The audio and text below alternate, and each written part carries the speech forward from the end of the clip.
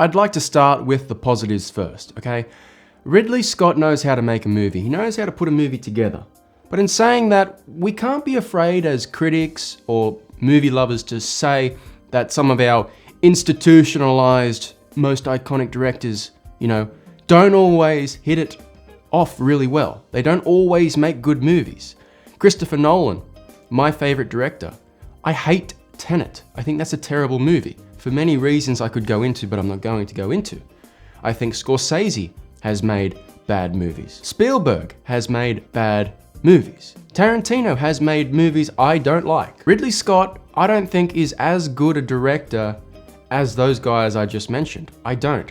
I think he has always been consistently good and outstanding at times, but definitely in the last 15, 10, 20 years, really has not done a lot to impress me. In saying that, Ridley Scott knows how to make a movie. He's nearly 90 years old and he's making better movies than a lot of his peers. Whilst I didn't love this movie, you cannot deny it is put together well. And I love Ridley Scott's attitude.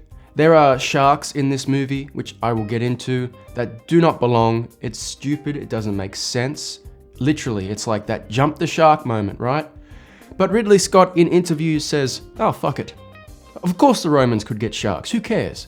I like his attitude that it's a movie at the end of the day. So Ridley Scott, whilst I didn't love Gladiator 2, not one bit, I like you and I like your attitude. Ridley Scott, if he saw this video, would just tell me to get fucked. And that's what I like about him. Now, continuing with the good, we're gonna start with the good. Denzel Washington is very good in this movie. He's at a point in his career where he doesn't care. He's doing things, saying lines like he doesn't care, and it's fun to watch. Menacing to watch at times. Denzel Washington has never given a bad performance, and he continues that here. No doubt, he's the star of this movie. I also think Joseph Quinn, as one of the dual emperors, is very captivating. He's got intense eyes, an intense look. I enjoyed his performance. I wish he had more to do. I wish his character had a better ending. I'm not going to spoil anything until the end of this video. He is a good actor and a rising star. And there's not a lot more else I can say that's good. Sure, the movie looks good at times, but as I said in my video yesterday, it feels rushed. This feels like a documentary crew has filmed it, where there's 1,000 cameras shooting everything all at once, and then they just find the movie in the edit. That's how it feels to me. This does not feel like a tailor-made vision. This just feels like shoot, shoot, shoot, cut, cut, cut, edit, edit, edit, release. As I said yesterday, there are so many shots out of focus, it was distracting to me. So many shots. Like the camera operators for this movie are young students. They missed the focus on a few shots. They moved on, and then when they went to edit and they saw that things were out of focus, Ridley Scott said, fuck it, who cares? And at the end of the day, I see shots out of focus in movies all the time. All the time.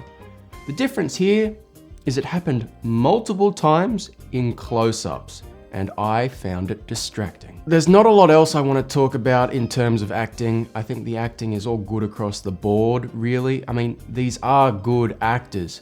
I said in my video yesterday, Paul Mescal, whatever, I found him boring. Sure, he gets aggressive in the fight scenes and they're pretty good. But in the dialogue scenes, he just looks bored and he's monotone and it just feels like he's asleep.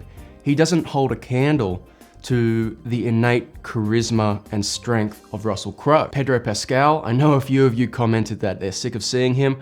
I'm kind of sick of seeing him too, but he is a good actor, I think. Overused, yes, but a good actor. And he gets a very colorful character here. Again, no spoilers, but they did not pay his character off well at all, I thought. Let's talk about the writing. The writing is disastrous, really. It's boring, it's rushed, so much exposition, so much weighty, lofty dialogue constantly. Constantly characters are having the same conversation. There was an idea that was Rome. What happened? Like, yeah, I get it. I saw the first movie. That was one of the themes of the movie. That was in the plot.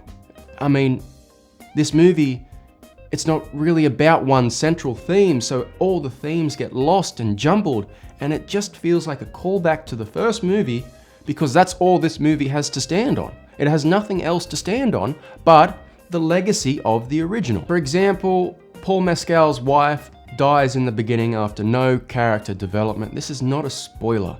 And it's like the same thing as the first movie. She dies, he sees her in the afterlife, but he doesn't get to see her. He doesn't actually get to meet her in the afterlife yet. He has to go back. It's the same thing. And the wife, there's no payoff for that in the end. Spoilers! No payoff for that in the end. It's just like, why? Why is that in the movie? Oh, right, because it has to be. The first movie did it. The score is a big thing I need to talk about here. Obviously, this is not Hans Zimmer. The score is so generic. It is boring and forgettable. The only time my ears were like, oh, was when I heard notes from the original film.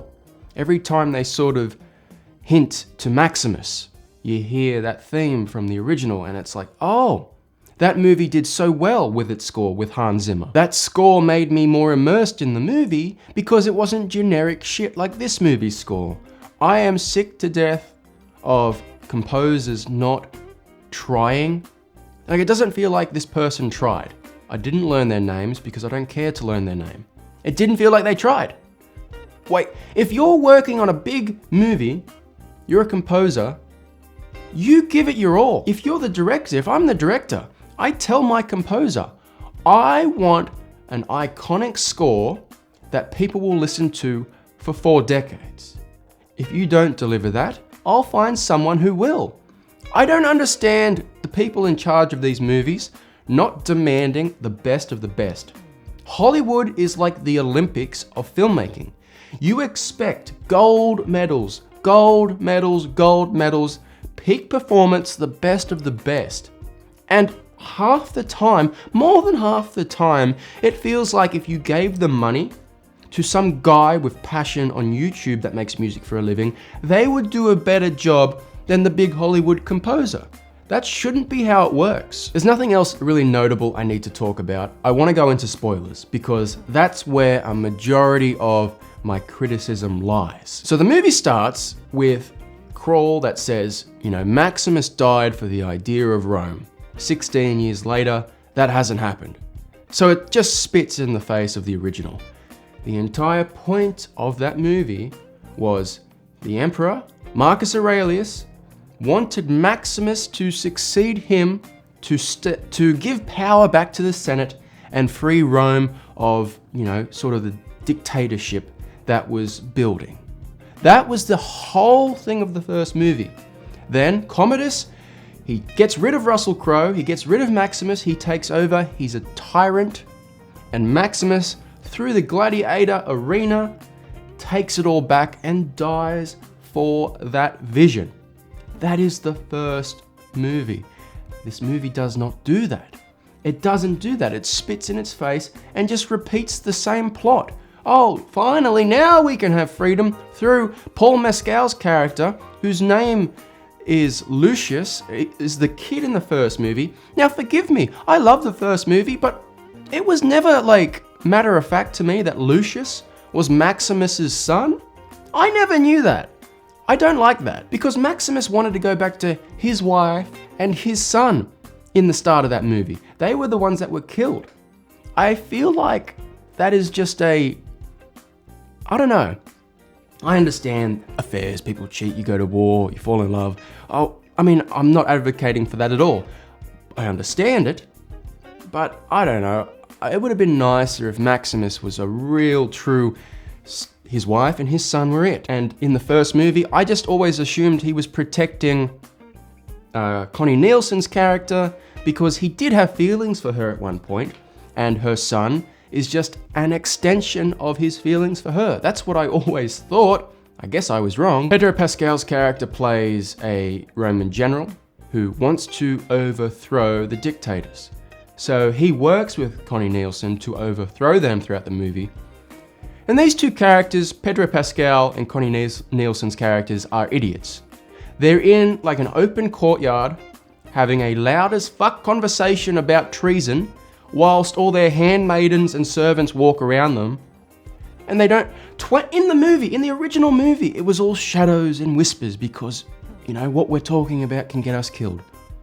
20 years later, Connie Nielsen's character hasn't learnt a goddamn thing, speaks openly about treason, and then of course, one of the servants dobs them in, and then that leads to Pedro Pascal's death in the arena. Like, there's no, like, payoff for Pedro Pascal's death. He just sort of dies. It doesn't mean anything. He gets no redemption. He gets nothing. Then you get Connie Nielsen. She dies at the end of the movie. Denzel Washington shoots her with an arrow in the middle of the arena. She dies. Paul Mescal goes, "Mother." And she goes, "Go, my son." Cut to the next scene. No lingering on that. An original character, like the former emperor's daughter. Nothing. We get nothing. What? Denzel Washington, we learn he's a former slave that's trying to overthrow the Roman Republic as well, in his own way, which is basically just, he's like the Joker, just wants to invade it from the inside and destroy it. Makes me root for his character because really he's the one that's right at the end of the day. But towards the end of this movie, it just goes off the rails, moves so quickly. Denzel Washington kills one of the emperors, Joseph Quinn. Then he kills the other emperor, stabs him in the ear. Then he shoots Connie Nielsen. Then he rides a horse out into the middle of a field. Then he fights Paul Mescal, dies, and that's it. So much chaos is stirred in Rome towards the end of this movie. And then Paul Mescal, who has never been a leader of an army ever, gives a speech to the two opposing armies, and they both go, I, Spartacus, Spartacus, we will now have peace in Rome. And it's like, where did all this come from? It's just rushed, lazy, badly written. If you'll indulge me for a second, I took notes during the movie. Let me read them to you to finish this video off. Frame rate. I wrote this down because there are a few shots in the movie where the frame rate is obviously not at 25 frames per second. Or 24 frames, sorry. In Australia, our standard is 25 frames per second, which is what I use now. Which is why, you know, you see a bit of motion blur, things don't look like, you know, that digital look. In America, it's 24 frames per second. That's the standard. But there are shots in this movie where you can see the way people move. It's too smooth. It's almost like they accidentally shot some shots at the wrong frame rate, which goes back to what I was saying earlier about things feeling rushed, things being out of focus. It feels like they really had unexperienced camera operators operating the cameras that made mistakes, and they couldn't fix them. I already mentioned things were out of focus, yes. Paul Mescal, I already talked about him. I do not think he's very good in this movie. I think he's boring. I talked about how the movie feels lazy and rushed. I already talked about the original legacy being trampled on. Oh, here we go, animals. Now this is the last point I want to talk about. There are so many CGI animals in this movie. The first you see are baboons. They make the gladiators fight baboons. They look terrible, the CGI is so bad, and it's just confusing. So, for these minor gladiator slaves, this isn't even a battle in the Colosseum yet, this is like on the outskirts. They release these ravenous, wild baboons on the gladiators. How do they round them up? If these gladiators can't capture the baboons, how do the wranglers catch them? Like, that just seems really dumb to me. There's a rhino in the movie, and I don't know if they had rhinos in the Colosseum, but the rhino was the most acceptable animal in the movie. And then there's the sharks. And I just thought of Dr. Evil in Austin Powers, and I thought Ridley Scott is just like Dr. Evil. I want some frickin' sharks with frickin' laser beams attached to their heads. That's what I thought of. Like, Ridley Scott's like, they're doing this great naval battle, and Ridley Scott's like, no, it's not enough. I need man-eating sharks. I'm done. I didn't enjoy the movie. I've told you why. What did you think? Did you see it? I guarantee you probably didn't. Have you seen other people reviewing this movie? I looked at a few reviews last night. People are being, for the most part, very positive, and it reeks of corporate shills. That's what it reeks of. I cannot. It makes me sick. I hate liars. I hate people with no integrity. I can't stand it. These people that say, oh my God, it's so good. Oh, Ridley Scott. Oh, Ridley Scott. I hate that. I shouldn't have done that. You'll laugh at that now, won't you guys? If you haven't, please subscribe, please like, and please comment, because it helps the video get traction, and that's what we want, because we want to build the channel. If you haven't subscribed, I'll tell you what you get here. You get me.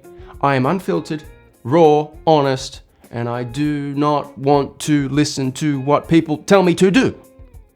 So yeah, I'll see you next time.